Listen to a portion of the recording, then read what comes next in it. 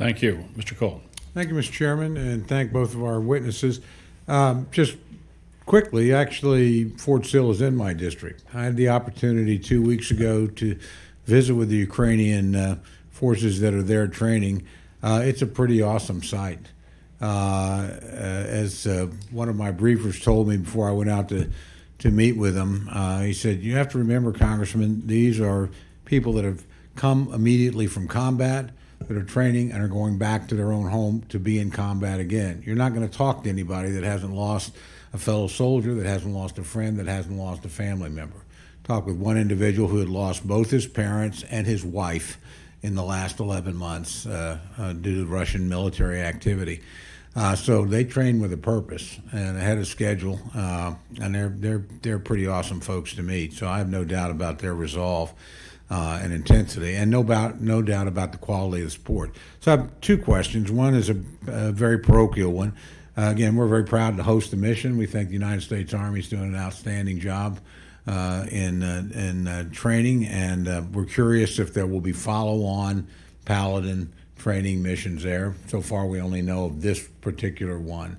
The second is probably a very unfair question, but it's not meant to be, and if you want to dodge around it, that's all right. But I am totally agree with the idea that this is a fight you have to win. I don't have any equivocation about that. I think the consequences of losing here for the country and everything that both of you have stated in terms of the international order are horrific.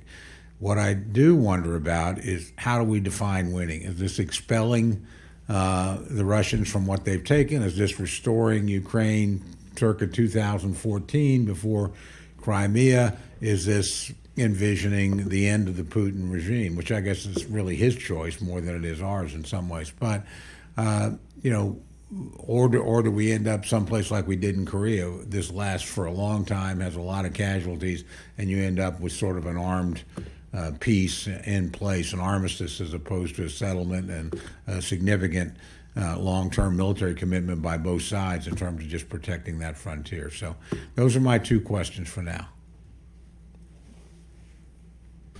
Sure, I'll start with the first one in terms of training in the United States. And first of all, sir, so 3 days ago we commemorated the year since the invasion. Today marks my year. I deployed to with my division headquarters last year, this time to Central Europe as a response to this.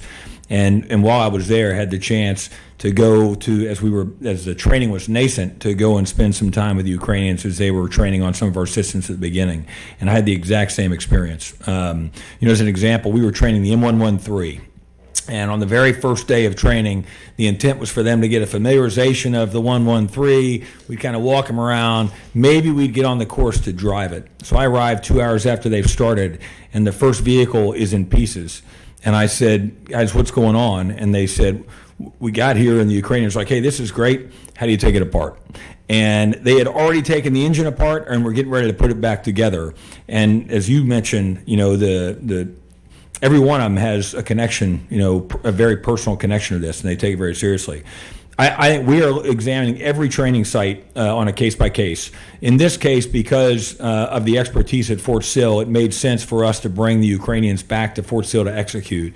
Up to now, and with the systems we have now, we have that ability in Europe, and so it's actually helpful to the Ukrainians because they don't have to go all the way back to the United States. But we do case-by-case, sir. Okay, very good. On your very good question about defining winning, I don't think that's an unfair question. It's an important question. It's a hard question to answer, in part because it will depend on how the summer's fighting plays out. It will depend on how we are able to keep the international community tight and close on sanctions and on defense industrial restrictions, which are really cutting Russia's capabilities. Not enough, because they have this option of Iran, hopefully not China. So there are a lot of variables. But what I will say is our position is that this has to end in a strategic failure for Russia, that no aggressor looking at this across the world thinks, "Oh, that's a good idea. I'm going to get what I want and not pay any price." And second, we have to support Ukraine. We we need to have a sense of what we think is a good outcome, but we owe it to ourselves and we owe it to the Ukrainians to support their definition of sovereignty, territorial integrity, and security, and work with them if there comes a moment when the Russian leadership is ready to negotiate, that it is Ukrainian-led process, because they've earned it. Thank you very much. Thank you, Mr. Chairman.